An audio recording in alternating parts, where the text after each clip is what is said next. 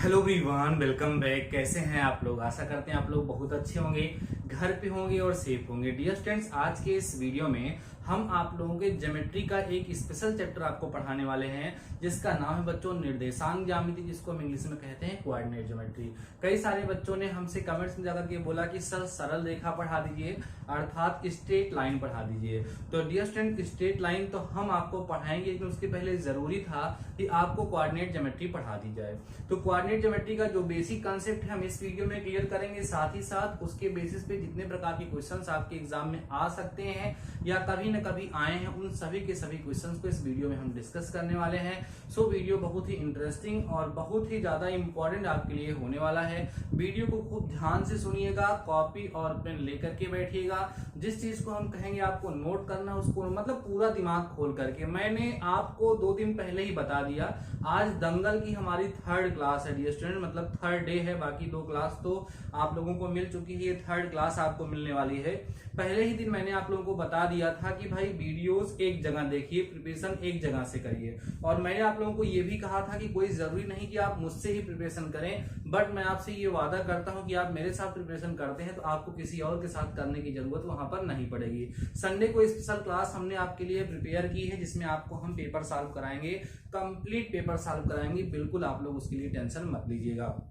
Dear students, आज के इस वीडियो में जो हम आपको पढ़ाने वाले हैं उसको खूब ध्यान से आप लोग सुनिएगा और जो भी बातें आपको समझाएंगे उसको आप लोग नोट करिएगा, ठीक है। देखो बच्चों, चैप्टर का नाम है निर्देशांक ज्यामिति, कोऑर्डिनेट ज्योमेट्री। इसको आप लोग क्लास 9 से पढ़ते हुए आ रहे हैं। इसमें हम लोगों को क्या क्या पढ़ना है? सबसे पहले हम लोग कार्टेशियन सिस्टम के बारे में जानेंगे। सबसे बड़ी बात यह होती है कि जब हम कोई भी चीज सीखें तो उससे किस प्रकार का क्वेश्चन हमारे एग्जाम में पूछा जा सकता है, वो मतलब उस पर डिस्कशन करना बड़ा इंपॉर्टेंट होता है। जैसे हो सकता है कि आपने चैप्टर को पढ़ा है, लेकिन इस चैप्टर से किस तरह के क्वेश्चंस आप लोगों से पूछे जा सकते हैं, उस टॉपिक पे डिस्कस करना ज्यादा इंपॉर्टेंट होता है। तो आइए सबसे पहले हम डिस्कस करेंगे बच्चों कार्तीय तल के बारे में। सारी की सारी बातें अच्छे से क्लियर होंगी, ध्यान से समझ चलना बच्चों। सबसे पहले हम डिस्कस करेंगे कार्तीय तल क्या होता है, जिसको इंग्लिश में बच्चों कार्टेशियन प्लेन बोला जाता है। क्या बोला जाएगा? कार्टेशियन प्लेन के नाम से जाना जाता है। आइए समझते हैं कि कार्तीय तल कार्टेशियन प्लेन होता क्या है। डियर स्टूडेंट्स, ये आपके लिए कुछ खास नया नहीं है। ये आप लोग जानते हैं कि कार्टेशियन सिस्टम जो होता है, कार्तीय तल में एक रेखा ऐसे एक्स एक्सिस होती है, क्षैतिज जो होती है, और एक ऊर्ध्वाधर रेखा होती है जिसको हम लोग वाई एक्सिस कहते हैं। इस एक्स एक्सिस को बच्चों हम लोग एक्स एक्स जैसे कहोगे सर बड़ी बेसिक बात बता रहे हैं, पता है ना हमारी क्लास कैसे होती है, 0 to हीरो लेवल ना, तो वैसे आप लोग समझते चलिएगा। एक्स एक्स डैश होता है और ये बच्चों वाई वाई डैश होता है। इसको आप प्रथम चतुर्थांश या फर्स्ट क्वाड्रेंट कहते हो, इसको द्वितीय चतुर्थांश या सेकेंड क्वाड्रेंट कहते हो, इसको तृतीय चतुर्थांश या थर्ड क्वाड्रेंट कहते हो, इसको चतुर्थ क्वाड्रेंट या तृतीय चतुर्थांश के नाम से इसको हम लोग जानते हैं। आपको पता है बच्चों कि इसका साइन जो है वो प्लस प्लस होता है, इसका माइनस प्लस होता है, इसका माइनस माइनस होता है और इसका बच्चों प्लस माइनस होता है। ये चीजें आप लोगों को क्लियर है, ठीक है। अब आप बात करते हैं कि किसी भी पॉइंट को कार्टेशियन सिस्टम के रिस्पेक्ट में किस तरीके से बताया जाता है। हाँ, एक बात ध्यान रखिएगा, अगर कभी कोई पूछा जाता है कि कार्टेशियन सिस्टम को सबसे पहले किसने बताया था, तो आप बताइएगा रेने दकार्ते, ठीक है, ठीक है। दकार्ते होता है, रेने दकार्ते नाम के मैथमेटिशियन थे, ठीक है। मैथमेटिशियन जो थे वो रेने दकार्ते नाम के थे। इन्होंने ही सबसे पहले कार्टेशियन सिस्टम के बारे में बताया है। कहा जाता है कि एक दिन अपने रूम में ये सो रहे थे बच्चों। रूम में सोते सोते इन्होंने अपने छत पे एक छोटा सा पॉइंट देखा और सोचा कि इस पॉइंट को हम कैसे रिकॉग्नाइज करें, कि इस पॉइंट की पोजीशन क्या है। तब उन्होंने इस कार्टेशियन सिस्टम के बारे में उन्होंने वहां पर बताया था। तो रेने दकार्ते नाम आप लोग याद रखेंगे, कार्टेशियन सिस्टम के बारे में सबसे पहले उन्होंने बताया था। चलिए, अब बात होती है किसी भी पॉइंट को हम कार्टेशियन प्लेन पे, कार्टेशियन सरफेस पे, कार्तीय तल पर कैसे प्रदर्शित करते हैं। तो जैसे बच्चों यहाँ पर कोई पॉइंट होता है, इस पॉइंट को प्रदर्शित करने के लिए इससे हम एक्स एक्सिस पे लंब डालते हैं और यहाँ पर वाई एक्सिस पे लंब डालते हैं। एक्स एक्सिस पे जो डाला गया लंब होता है बच्चों वो क्या कहलाता है? कोटि कहलाता है, जो वाई वाली वैल्यू होती है। और यहाँ पर वाई एक्सिस पे जो लंब डालता है बच्चों इसको हम भुज कहते हैं, ठीक है, जो एक्स एक्सिस से दूरी होती है। भुज को इंग्लिश में ऑर्डिनेट बोला जाता है, और सॉरी कोटि को बच्चों इंग्लिश में ऑर्डिनेट बोला जाता है, भुज को एब्सिसा बोला जाता है। एब्सिसा एंड ऑर्डिनेट दोनों मिलकर के बन जाते हैं कोऑर्डिनेट। और यहाँ पर इस तरीके से एक्स कामा वाई के फॉर्म में इसको हम लोग रिप्रेजेंट करते हैं, प्रदर्शित करते हैं। क्लियर है बातें? तो ये जो एक्स वाला पोर्शन है वो भुज है, जो वाई है वो कोटि है, जो एक्स है वो एब्सिसा है, वाई है जो क्या है बच्चों ऑर्डिनेट है। क्लियर हो गई बातें? अब सुनो, अब इस कार्टेशियन सिस्टम के, इस कार्टेशियन प्लेन के रिस्पेक्ट में किसी भी पॉइंट की पोजीशन अलग अलग जगह पर हो सकती है। काम की बात करने चल रहे हैं, ध्यान सुनिएगा। अगर हम कार्टेशियन सिस्टम के रिस्पेक्ट में बात करें तो किसी भी पॉइंट की पोजीशन बच्चों 3 जगह हो सकती है। कहां कहां सर? नंबर पहला वर्जिन पे, जिसको हम लोग मूल बिंदु कहते हैं। अगर कोई पॉइंट बच्चों वर्जिन पर होगा तो उसका कोऑर्डिनेट आपको पता ही होगा कि 0,0 होता है। मूल बिंदु जो होता है उस पर कोई पॉइंट होगा तो उसका कोऑर्डिनेट क्या होगा बच्चों? 0,0 होगा। दूसरा है वो किसी क्वाड्राइट में हो सकता है, किसी चतुर्थांश में हो सकता है। वो कैसे पता चलेगा? उसका चिन्ह देख करके हम ये जान सकते हैं कि वो किस कोऑर्डिनेट में है, मींस किस चतुर्थांश में है, ये हम लोग जान सकते हैं। अगली बात होती है बच्चों किसी अक्ष पर हो, तो आपको हमेशा याद रखना बच्चों कि अगर वो पॉइंट एक्स अक्ष पर होगा तो एक्स अक्ष के लिए हमेशा याद रखेंगे बच्चों y = 0 होता है।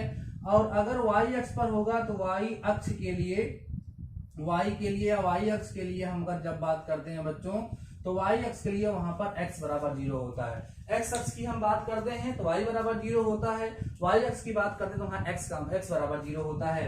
जैसे आपसे कहेगा कि x अक्ष पर वह बिंदु ज्ञात करिए जहां पर ऐसा है, तो अगर कोई भी पॉइंट आपको x अक्ष पे लेना होगा तो आप x, 0 लोगे। अगर कोई पॉइंट आपको y अक्ष पे लेना होगा तो क्या लोगे आप? 0, y लोगे, क्योंकि y अक्ष पर x की वैल्यू हमेशा क्या होगी बच्चों? 0 होगी। क्लियर हो रही है बातें सबके सब? चलिए ठीक है, इतना आप लोगों ने समझ लिया। ये सिंपल और कार्टेशियन सिस्टम का एक इंट्रोडक्शन था जो आपको समझ में आ गया होगा।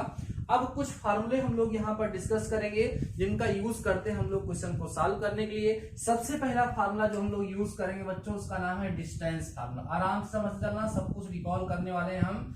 डिस्टेंस फार्मूला बोला जाता है बच्चों, ठीक है। डिस्टेंस फार्मूला जिसको हम हिंदी में कहते हैं दूरी का सूत्र। कौन सा सूत्र? दूरी का सूत्र। डिस्टेंस फार्मूला को हम बोलेंगे दूरी का सूत्र या दूरी सूत्र भी इसको शॉर्ट में बोल दिया जाता है। आइए समझते हैं डिस्टेंस फार्मूला या दूरी का सूत्र क्या होता है बच्चों। यहाँ पर कहा जाता है कि जैसे मान लीजिए हमारे पास कोई स्ट्रेट लाइन हो, ये पॉइंट x1, y1 है और यहाँ पे कोई पॉइंट डी का कोऑर्डिनेट x2, y2 है। तो इस AB की लंबाई को निकालने का जो सूत्र प्रयोग होता है वो होता है बच्चों x2 - x1 का whole square plus y2 - y1 का होल स्क्वायर। ये दो बिंदुओं के बीच की दूरी को ज्ञात करने का क्या होता है बच्चों? सूत्र होता है। इसको हम दूरी का सूत्र या डिस्टेंस फार्मूले के नाम से जाना करते हैं। क्लियर है बातें? अच्छा एक चीज और सुन लीजिए, कभी कभी लोग इसको इस तरीके से भी यूज कर लेते हैं। कैसे?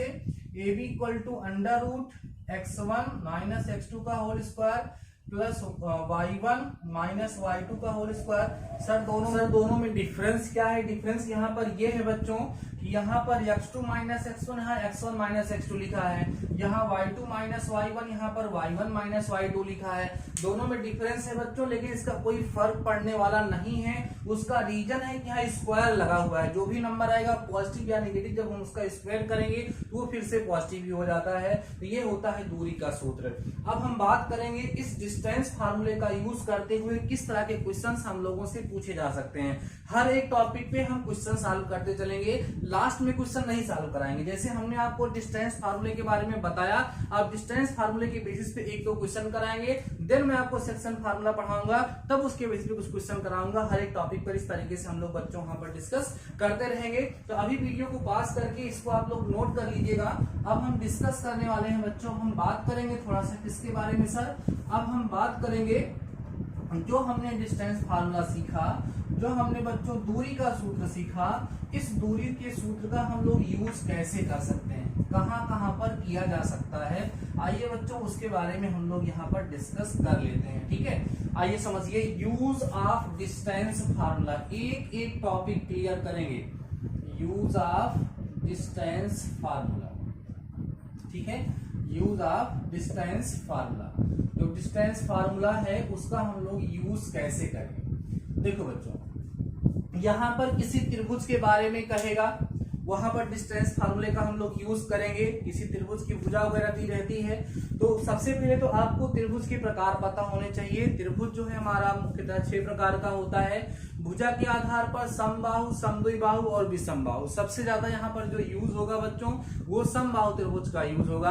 क्यों? क्योंकि समबाहु त्रिभुज की तीनों भुजाएं आपस में बराबर होती हैं, तो उनके शीर्षों के बीच की जो दूरी होगी आपस में बराबर होगी। इस कंसेप्ट का हम लोग यहाँ यूज करेंगे, दूरी के सूत्र का। ठीक है, अगला चतुर्भुज वाले क्वेश्चन आते हैं, वहां पर भी इसका यूज होता है। वो कैसे यूज होता है सब देखिए।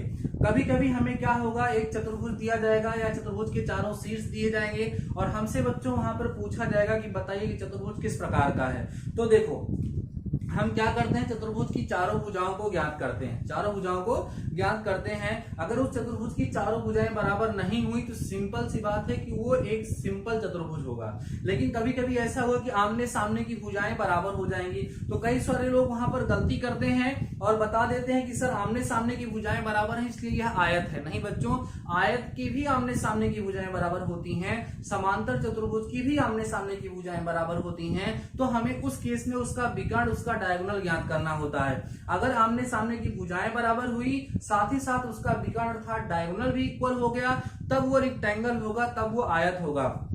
लेकिन आमने सामने की भुजाएं बराबर हुई बट उसके साथ साथ उसका डायगोनल, उसका विकर्ण इक्वल नहीं हुआ, तब हम जानेंगे कि कौन सा चतुर्भुज है, समांतर चतुर्भुज है। बातें समझ में आ रही हैं। अगला केस ऐसा आएगा कि आप चारों भुजाओं को निकालेंगे और देखेंगे कि चारों भुजाएं आपस में बराबर आ रही हैं, 4 साइड्स आर इक्वल। और अगर चारों की चारों साइड इक्वल हैं तो वो बच्चों रोम्बस अर्थात वर्ग, समचतुर्भुज हो सकता है या स्क्वायर अर्थात वर्ग भी हो सकता है। वहां फिर से हम क्या करते हैं, उसके विकर्ण को, उसके डायगोनल को हम लोग फाइंड करते हैं, निकालते हैं। अगर उसका विकर्ण बराबर हो गया बच्चों तो वो वर्ग हो जाएगा। अगर उसका विकर्ण बराबर नहीं हुआ तब वो क्या हो जाएगा, रोम्बस हो जाएगा अर्थात समचतुर्भुज हो जाएगा। तो ये सारी बातें आप लोगों को ध्यान रखनी है जो हमने आपको कहा। अगर आप ध्यान से नहीं सुन पाए वीडियो को फिर से देख लीजिएगा एक बार। आइए अब हम लोग जो दूरी का सूत्र पढ़े हैं उसका यूज करके कुछ क्वेश्चन सॉल्व कर लेते हैं, देन हम लोग आगे बढ़ेंगे और नए टॉपिक के बारे में हम लोग डिस्कस करेंगे। बट पहले जो हमने सीखा उसका यूज करके 1-2 क्वेश्चन सॉल्व करना बहुत ही जरूरी है। ठीक है, क्योंकि लास्ट में जब इकट्ठे क्वेश्चन सॉल्व कराते हैं तो बच्चों को बोरिंग सा महसूस होता है। तो आइए हम लोग बात करते हैं कि ऐसे कौन कौन से क्वेश्चन है जो इसके बेसिस पे पूछे जा सकते हैं या पूछे जा चुके हैं, उस पे हम लोग यहाँ पर चर्चा करेंगे। बच्चों ध्यान से देखिएगा, यहाँ पर कई सारे क्वेश्चन हैं जो आप लोगों से पूछे जा चुके हैं। ठीक है, जो आप लोगों से पूछे जा चुके हैं। आइए हम लोग बात करते हैं। कह रहे बच्चों यहाँ पर एक क्वेश्चन दे रहा है कि इतना इतना एक समबाहु त्रिभुज के निर्देशांक है। कौन कौन दिया है, कह रहा 1,1। ठीक है बच्चों, और पॉइंट अगला दिया है हमको -1,-1 और एक पॉइंट दिया बच्चों -√3 और कॉमा कितना दिया है, के दिया है। कह रहा है ये तीनों के तीनों पॉइंट, ये तीनों के तीनों बिंदु जो आपके सामने नजर आ रहे हैं यह एक समबाहु त्रिभुज के शीर्ष हैं। कैसे शीर्ष हैं, समबाहु त्रिभुज के। तो मान लेते हैं कि हमारा पहले मैं आपको समझाऊंगा। समबाहु त्रिभुज इस प्रकार से बन रहा है, ABC बन रहा है। यहाँ का कोऑर्डिनेट 1,1 दिया है, यहाँ का कोऑर्डिनेट -1,1 दिया है, यहाँ का -√3, के दिया है। अब बच्चों अगर ये समबाहु त्रिभुज है, अगर ये इक्विलेटरल ट्रायंगल है तो क्या होगा, ये सारी की सारी साइड्स आपस में इक्वल होंगी ना। तो हम लोग वही करेंगे, किसी भी 2 साइड को आपस में इक्वल कर लो, आपका काम बन जाएगा। हम AC को, ध्यान दो, AC को AB के इक्वल कर सकते हैं। क्या, क्योंकि यह एक इक्विलेटरल ट्रायंगल है इसलिए AC जो है वो AB के क्या होगा बच्चों, इक्वल होगा। AC की वैल्यू को जब फाइंड करोगे दिस माइनस दिस तो 1 + √3 हो जाएगा बच्चों का होल स्क्वायर। देखिए ध्यान से, 1 + √3 का कितना हो जाएगा, होल स्क्वायर हो जाएगा। और फिर इसके साथ होगा प्लस में करोगे बच्चों तो k + 1 का होल स्क्वायर, सॉरी k - 1 नहीं होगा यहाँ पर। एक बात सुनिए बच्चों, x1 - x2 तो 1 + √3 हो गया, फिर 1 - k हो जाएगा ना। 1 - k का कितना हो गया, whole square is equal to, इन दोनों के बीच की डिस्टेंस को जब फाइंड करोगे बच्चों तो 1 + 1 का होल स्क्वायर आएगा, प्लस फिर 1 + 1 का होल स्क्वायर आ जाएगा। ठीक है, अब इसको सिंप्लीफाई करोगे, दोनों साइड का स्क्वायर जब कर लोगे आप लोग तो क्या होगा, स्क्वायर रूट खत्म हो जाएगा। यहाँ 1 + √3 का होल स्क्वायर होगा और प्लस 1 - k का होल स्क्वायर होगा, इक्वल टू 2 का स्क्वायर 4, 2 का स्क्वायर 4, मतलब 4 कितना हो गया बच्चों, 8 हो गया। आशा करने का आप लोग इसको सॉल्व करके k की वैल्यू फाइंड कर लेंगे, फालतू टाइम वेस्ट करने की जरूरत नहीं है।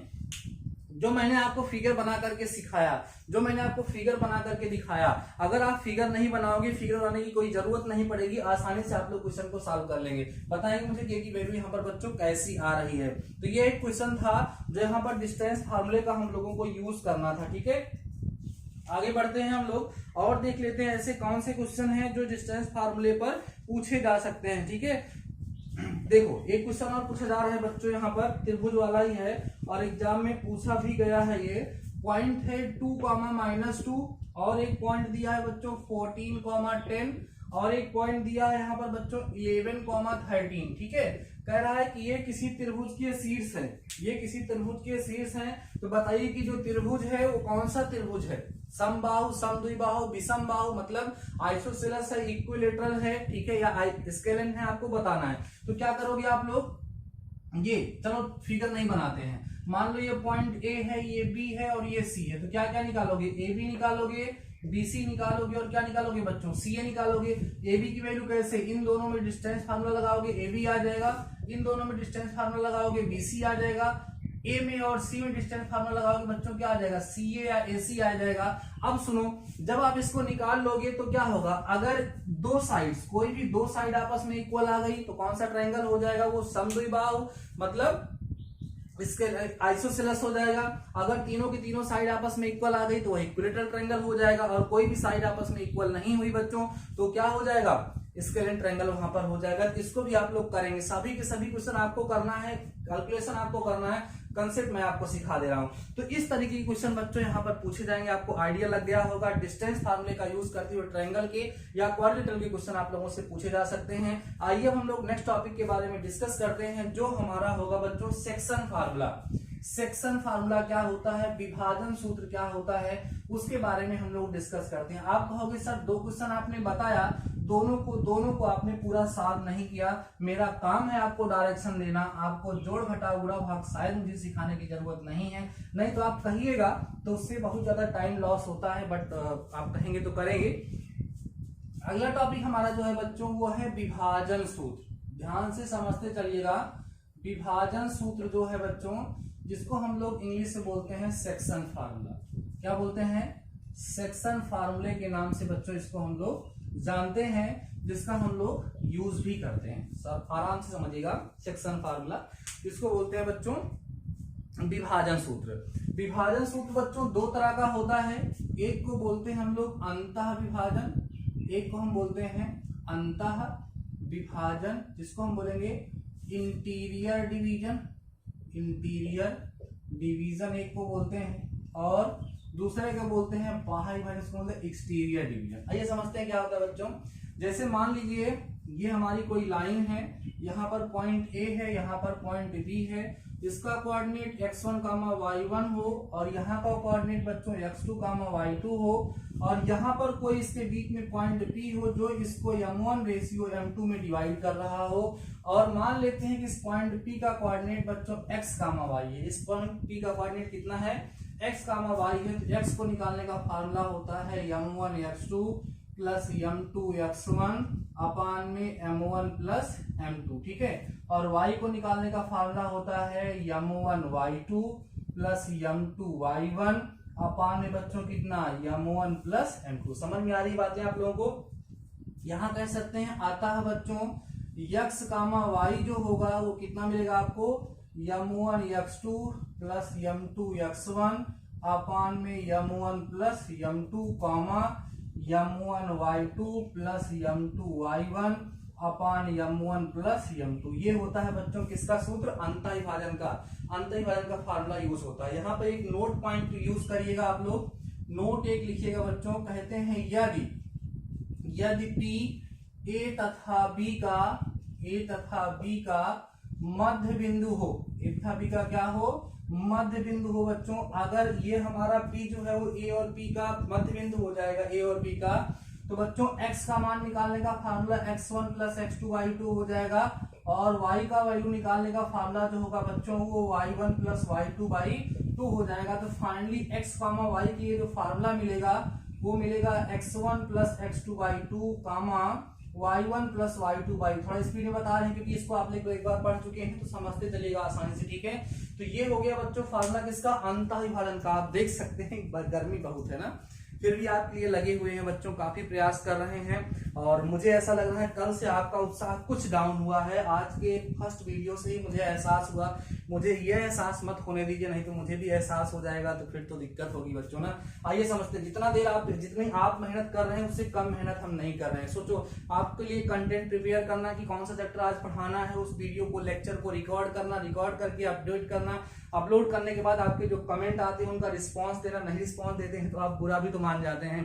तो जितना आप वर्क करें उससे कम हम नहीं कर रहे हैं, तो इसलिए आप भी करते रहिए, ठीक है। आइए बच्चों अगला फार्मूला रिवाइज कर लेते हैं, जिसको हम बोलते हैं कौन सा विभाजन, अंतः विभाजन। अंतः तो हो गया, ये रहेगा बच्चों कौन सा विभाजन, बाह्य विभाजन।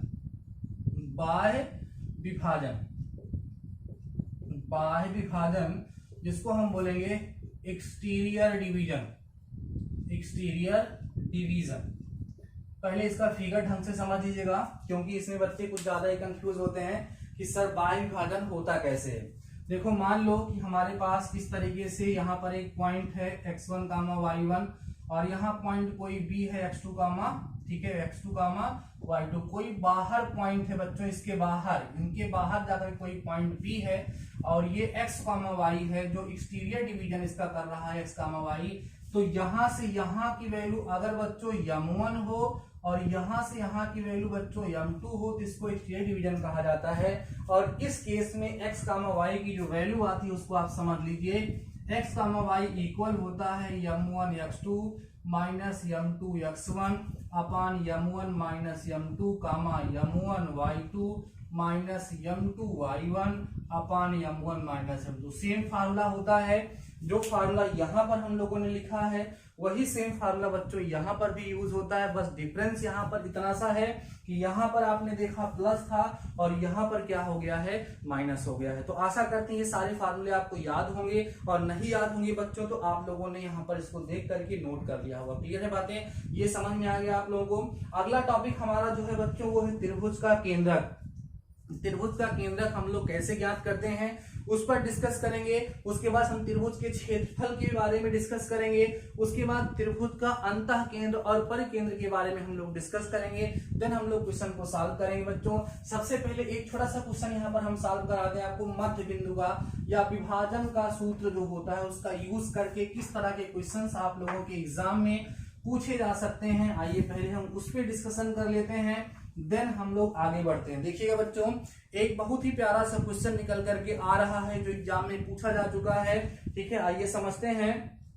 कह रहा है बच्चों कि यदि 1 कामा 2 एग्जाम में पूछा गया है, 1 कामा 2 4 कामा y, ठीक है। उसके बाद बच्चों x कामा 6, ठीक है ना।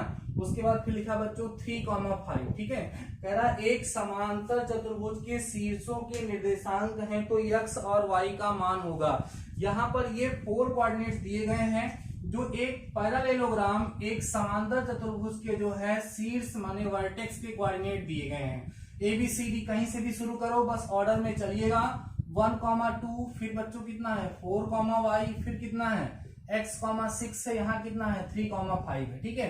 हमें करना क्या है, x और y की वैल्यू को बच्चों फाइंड करने में बहुत ही आसान तरीका होता है। अगर हम किसी भी पैरेललोग्राम के डायगोनल को ड्रा करते हैं, अगर हम किसी पैरेललोग्राम के डायगोनल को ड्रा करते हैं तो याद रखिएगा कि पैरेललोग्राम के डायगोनल्स एक दूसरे को बाइसेक्ट करते हैं। क्या करते हैं बच्चों, बाइसेक्ट करते हैं। इसका मतलब इसका मिड पॉइंट, किसका, इस BD का मिड पॉइंट, BD का मध्य बिंदु और AC का मिड पॉइंट अर्थात AC का मध्य बिंदु आपस में क्या होना चाहिए, बराबर होना चाहिए। तो मध्य बिंदु का सूत्र मैंने बताया, यहाँ पर x के लिए पहले यूज कर लीजिए आप लोग। कितना होगा बच्चों, यहाँ पर यूज करो x1 प्लस x2, मतलब 1 प्लस x/2 जो होगा वो इक्वल होगा 4 प्लस 3/2 के। ध्यान समझो, 4 प्लस 3/2 के फार्मूला है ना, x1 plus x2/2 mid point का। यहाँ पर मतलब इसके x का मध्य बिंदु, इसके x का मध्य बिंदु आपस में क्या होना चाहिए, बराबर। 2 से 2 कट गया बच्चों, यहाँ पर आएगा 4 3 7 1 जाके सब्ट्रैक्ट करेगा तो x इक्वल टू आपको यहाँ से कितना मिलेगा, 6 मिल जाएगा। ऐसे ही y के लिए यूज कर लीजिए। यहाँ पर देखो y plus 5/2, y plus 5/2 equal to 2 plus 6/2, 2 plus 6/2, ये और ये कैंसिल हो गया तो 6 और 2 5 जाके माइनस होगा, यहाँ पर कितना बचेगा बच्चों 3 बच जाएगा। तो आपको x की वैल्यू 6 मिलेगी और y की वैल्यू कितनी मिलेगी 5 मिलेगी। ऑप्शन में है या नहीं हम लोग थोड़ा सा देख लेते हैं। और आपको ये भी बता देते हैं बच्चों की 2010 में ये क्वेश्चन पूछा जा चुका है, ठीक है। x is equal to 6 and y equal to 3, ये ऑप्शन नंबर डी यहाँ पर करेक्ट हो रहा है बच्चों, ठीक है। बातें समझ में आ रही हैं किस तरीके से ऐसे मध्य बिंदु के कंसेप्ट का ज्यादा यूज करता है। तो आप ध्यान रखिएगा जो समांतर चतुर्भुज होता है, जो पैरेललोग्राम होता है ना, उसके विकर्ण भी एक दूसरे को समद्विभाजित करते हैं। और जो सम चतुर्भुज होता है बच्चों ना, जिसको रोम्बस कहते हैं हम लोग, उसके भी विकर्ण दूसरे को समद्विभाजित करते हैं। तो दोनों में ये कंसेप्ट यूज किया जा सकता है। अगर यही सम चतुर्भुज के बारे में भी बोलता तो सेम प्रोसेस हम लोग यहाँ पर अप्लाई करते हैं। ये क्वेश्चन एग्जाम में कई बार पूछा जा चुका है, सो आप लोग उसको ध्यान से समझ लेंगे। चलिए ये टॉपिक आपको समझ में आ गया होगा बच्चों। हमारा जो नेक्स्ट टॉपिक है वो है त्रिभुज का क्षेत्रफल, एरिया ऑफ ट्रायंगल। आराम से समझते चलिएगा, बिल्कुल बोर मत होइएगा, मजा बहुत आने वाला है। इस चैप्टर के बाद जो हम लोग दूसरा चैप्टर पढ़ेंगे, दोनों चैप्टर से मिला करके 5-6 क्वेश्चन आपके एग्जाम में पूछे जाने के चांसेस बने रहते हैं।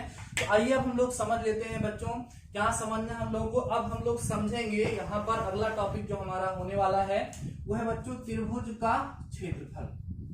त्रिभुज का क्षेत्रफल, ठीक है। देखो त्रिभुज का क्षेत्रफल एक आप लोग सूत्र जानते हैं, क्या क्या जानते हो भाई, आप जानते हो 1/2 आधार गुणे ऊंचाई एक हिरंस का फार्मूला, हीरो का सूत्र आप लोगों ने पढ़ा है, √s minus S minus B S minus C, वो भी आप लोगों ने पढ़ा है। लेकिन यहाँ पर हम लोग कोऑर्डिनेट ज्योमेट्री वाला यूज करने वाले हैं। तो कोऑर्डिनेट ज्योमेट्री वाला कौन सा होता है सर, देखिएगा आपने इस फार्मूले को याद किया होगा। इस फार्मूले को याद करने की बहुत ही अच्छी ट्रिक मैं आपको बताऊंगा, जिससे आपको ये फार्मूला जिंदगी भर नहीं भूलेगा। मान लो कि यहाँ का जो कोऑर्डिनेट है x1, यहाँ पर y1 x2 y2 है, यहाँ पर x3 y3, हमारे पास एक ट्रायंगल दिया गया है। इस ट्रायंगल के वर्टेक्स के जो कोऑर्डिनेट हैं वो x1 y1 है, x2 y2 है, x3 y3 है। हमें करना क्या है, इस ट्रायंगल का एरिया फाइंड करना है। तो ट्रायंगल के एरिया फाइंड करने का फार्मूला 1/2, ठीक है, अंडर क्या होता है 1/2, ठीक है, y2 minus y3 plus x2 और फिर y3 माइनस y1, उसके बाद फिर x3 फिर y1 माइनस y2। देखो हमको याद है, आपको कैसे याद होगा, यही याद कर लो बस बच्चों। ये देखो 23, 31, 12 याद कर लो, 23, 31, 12 याद कर लो। क्या याद करोगे, 23, 31, 12, 23, 31, 12, 23, 31, 12 याद कर लो। आपको ट्रायंगल के एरिया को याद करने का फार्मूला याद हो जाएगा, ठीक है, उसको निकालने का। कई सारे लोग इसकी ट्रिक बताते हैं, वो सब फालतू है, ज्यादा टाइम वेस्ट करता है, ठीक है। आपको वैल्यू पता होगी ना, माइंड में खटखट वैल्यू पुट करके तुरंत आंसर आ जाएगा, मन में ही सॉल्व कर लोगे इसको आप लोग, बिल्कुल टाइम नहीं लगेगा। तो 23, 31, 12 आगे चल के आपको काम भी देगा, किसी को बताना हो तो, और वैसे भी आपके लिए आसान हो जाएगा। 23, 31, 12 सबसे पहले क्या होगी, फार्मूले को याद करना, और फार्मूला याद करने की ट्रिक मैंने आपको बता दी। 23, 31, 12, देखो 23 फिर 31, 12, यहाँ पर 1, 2, 3 लिखा जाता है x1, फिर 23 माने y2 minus y3, x2 plus y3 minus 31, फिर x3, 12 माने y1 माइनस y2। ये फार्मूला आपको पता हो गया। अब इस फार्मूले के बेसिस पे किस तरह के क्वेश्चंस आप लोगों से पूछे जाते हैं। कभी कभी बच्चों हमको 3 पॉइंट दिए हुए होंगे और कहेगा कि प्रूफ करिए ये 3 पॉइंट्स कोलिनियर है, मतलब आपको चेक करना होगा कोलिनियर है या नहीं। तो उन 3 पॉइंट्स का जब हम लोग एरिया निकालेंगे, उन 3 पॉइंट्स का यूज करते हुए ट्रायंगल के एरिया जब बच्चों हम लोग फाइंड करते हैं, तो ट्रायंगल के एरिया कितना आने लगता है, 0 आने लगता है। तो कह देते हैं कि इसका मतलब ये है कि ये क्या है, कोलिनियर पॉइंट थे, माने समरेख थे। या कभी कभी 3 पॉइंट देगा, उस 3 पॉइंट्स में आपको कोई k दे देगा या x y कुछ भी दे देगा, और कहेगा कि 3 पॉइंट्स अगर कोलिनियर है तो आप x की वैल्यू को फाइंड करिए। देन क्या करोगे आप, उससे जो ट्रायंगल के एरिया आपको मिलेगा, उस ट्रायंगल के एरिया को हम 0 के इक्वल कर देंगे, और जब ट्रायंगल के एरिया को बच्चों हम 0 के इक्वल कर देंगे तो वहां पर हमें उस वेरिएबल की वैल्यू मिल जाती है। इस तरह के क्वेश्चन आप लोगों ने सॉल्व किया होगा। तो ये हो गया। अगला पॉइंट जो हमें यहाँ पर डिस्कस करना है बच्चों, वो ये है किसी त्रिभुज का केंद्र। किसी त्रिभुज का केंद्र, त्रिभुज का केंद्र क्या होता है हम लोग देखते हैं। त्रिभुज का केंद्र जिसको हम सेंट्रॉइड कहा जाता है हम लोग बोलते हैं। जैसे बच्चों अगर हमारे पास कोई त्रिभुज दिया है, इसका वर्टेक्स ABC है, ध्यान दीजिएगा। अगर किसी त्रिभुज के वर्टेक्स ABC हैं, यहाँ के कोऑर्डिनेट x1 y1 है, यहाँ का कोऑर्डिनेट x2 y2 है, यहाँ का कोऑर्डिनेट बच्चों x3 y3 है। तो अगर मान लो इसका सेंट्रॉइड हमें निकालना है जो कि यहाँ बीच में होता है, इस सेंट्रॉइड को निकालने का तरीका होगा x, y बराबर x1 plus x2 plus x3 by 3 comma y1 plus y2 plus y3 by 3 बच्चों, ये होता है किसी भी दिए गए त्रिभुज के निरसान ज्ञात होने पर उसका केंद्र ज्ञात करने का फॉर्मूला। बातें समझ में आ रही हैं? तो अभी वीडियो को पास करके इन फार्मूलों को नोट कर लीजिए, देन हम थोड़ा सा डिस्कस कर लेते हैं पर केंद्र और अंतराह केंद्र के बारे में। उसके बाद फिर बच्चों हम लोग क्वेश्चन सॉल्व करेंगे। उसके बाद ये चैप्टर आपको काफी आसान लगेगा, आप लोग इसको सॉल्व कर लेंगे। तो before that pause the video and note down.